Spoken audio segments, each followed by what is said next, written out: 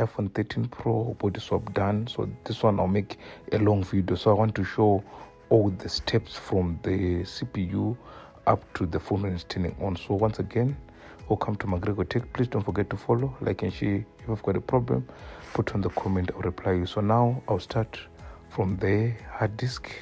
So I'll remove the hard disk.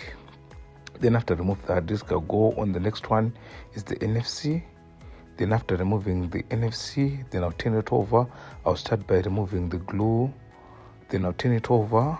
Then I'll remove the glue. So this one it's a 15. So now it's got glue. So you remove the glue. So now I'm heating. So you have to heat it properly in such a way that all the pads will remove them. They'll be nicely.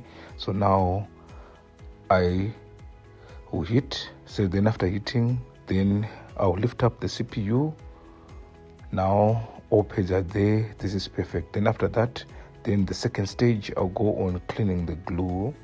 So here you have to pay attention on cleaning the glue, or either way you lost the pad and they need to be a hard repair. After that, then I'll first fit the CPU. So this is the blank board. I just clean it. So now I'll line the CPU nicely.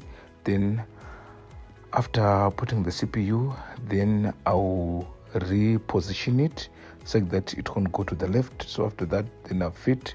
Then after fitting the CPU, then I'll go into the drive. Then I'll fit the drive. So now the phone is turning on. So the phone is turning on. So the phone is now working properly. So I'll now move to the NFC. Then I fit the NFC. This one is for the password.